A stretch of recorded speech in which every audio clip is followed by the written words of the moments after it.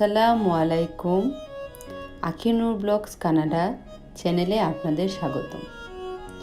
দোকানের মতো মজাদার চিকেন সবজির রোল রেসিপিটা নিয়ে আজকে হাজির হয়ে গেলাম আমি আপনাদের মাঝে।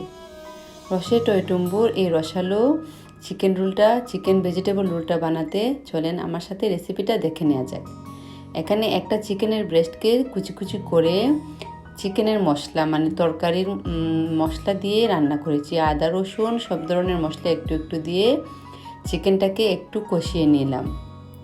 যখন চিকেনটা ছোটো ছোটো করে কেটে নিয়েছি তখন এখানে আদা রসুন দিয়েছি, পেঁয়াজ দিয়েছি, জিরে দিয়েছি, ধনের গুঁড়া দিয়েছি, মরিচের গুঁড়া দিয়েছি।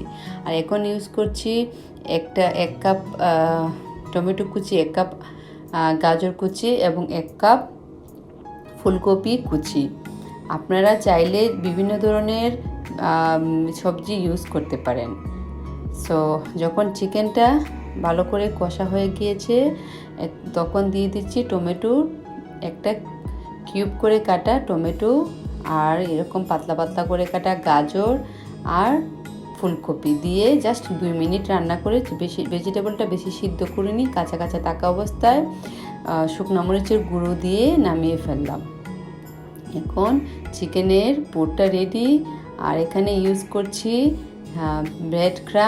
ব্রেডের গুঁড়া, বা আপনারা ইচ্ছা করলে ঘরের তৈরি ব্রেড ক্রাম ইউজ করতে পারেন।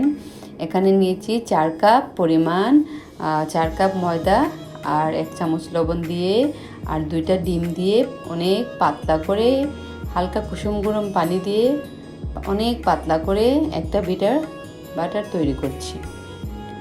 মনে রাখবেন বাটারটা যেন অনেক পাতলা হয়। যদি পুরো হয়ে যায় তাহলে রুটিটা ফেটে যাবে। অনেক পাতলা করে নেবেন। তারপর একটা ফ্রাইং প্যানে একটু অয়েল ব্রাশ করে 1 কাপের 4 ভাগের 1 ভাগ দিয়ে এভাবে ঘুরিয়ে 1 মিনিটের মতো আছে একটা রুটি বানিয়ে ফেলবেন। রুটিটা যখন 1 মিনিট হয়ে যাবে, হালকা শুকিয়ে যাবে, তখন গরম গরম অবস্থায় রুটিটাকে রোল বানাতে হবে। মনে রাখবেন বেশি ঠান্ডা হতে দিবেন না। গরম গরম অবস্থায় 2 জন হলে ভালো হয়, একজনের রুটি বানাবে আর একজন রোলটা বানিয়ে ফেলবে। আপনাদের সুবিধার্থে দেখিয়ে দিচ্ছি কিভাবে চিকেনের রোলটা বানাতে হয়। সো প্রথম রুটিটাকে এভাবে মাঝখানে চিকেনের পুরটা দিয়ে, চিকেন ভেজিটেবলের পুরটা দিয়ে 2 পাশ দিয়ে ডানে আর বামে একটু যাতে ভিতরে তেল না ঢুকে সেজন্য একটু বলে নিলাম। তারপর পিছন দিক দিয়ে একদম সোজা নাক বরাবর বলে নিব, তাহলে রোলটা সুন্দরভাবে হয়ে যাবে এবং খেতেও অনেক মজা হবে, ভিতরে তেল ঢুকবে না। আর কোনো কিছু দিয়ে জোড়া লাগাতে হবে না। যেহেতু রুটিটা গরম সেহেতু আপনি জোড়া লেগে যাবে। এই রেসিপিটা ফলো করলে আপনারা সহজেই বিভিন্ন ফাস্টফুডের দোকানে যে চিকেনের রোল পাওয়া যায় সেটার মতোই স্বাদ হবে। আমরা নিউ মার্কেটে বা বিভিন্ন জায়গায় বিভিন্ন শপিং করতে গেলে আমি সবসময় এই রোলটা খেতাম। তারপর অনেক ট্রাই করার পর আপনাদের জন্য পারফেক্টভাবে সেই চিকেন রোলের রেসিপিটা নিয়ে হাজির হয়ে গিয়েছি। আশা করি আপনাদের এই রেসিপিটা ভালো লাগবে। দেখেন আমি আপনাদের সুবিধাতে আবার বলে দেখিয়ে দিচ্ছি কীভাবে বলতে হবে। ডানে বামে একটু বলে নিয়ে তারপর সোজা বলতে চলে আসবেন, পিছন থেকে বলে সামনে চলে আসবেন। কোনো জোড়া লাগাতে হবে না। গরম গরম থাকা অবস্থায় জোড়া লেগে যাবে। এভাবে একে একে সবগুলা চিকেন রোল বানানোর পর একটা বলে 3-4টা ডিমকে করে নিলাম। তারপর আর এখন ইউজ করছি ব্রেড ক্রাম। ডিমটাকে ভালো করে ফেটে আর ব্রেড ক্রাম দিয়ে ডিমের মধ্যে চিকেন রোলটাকে এভাবে চুবিয়ে চারিপাশ দিয়ে ব্রেড ক্রাম লাগিয়ে নিচ্ছি। এভাবে লাগিয়ে তারপর সবগুলোকে ফ্রোজেন করে ফেলবো। তখন রমজান মাসে ইফতারিতে বা গেস্ট আসলে বা বিকালবেলা চায়ের সাথে স্ন্যাক্সেও খাওয়া যাবে। আর ইফতারির জন্য তো একদম পারফেক্ট, অনেক ভালো লাগবে। আপনারা ট্রাই করতে পারেন। আর আমি সবগুলা রোল বানিয়ে ডিপে রেখে দেবো। প্রায় 50টার মতো রোল হয়েছে এখানে।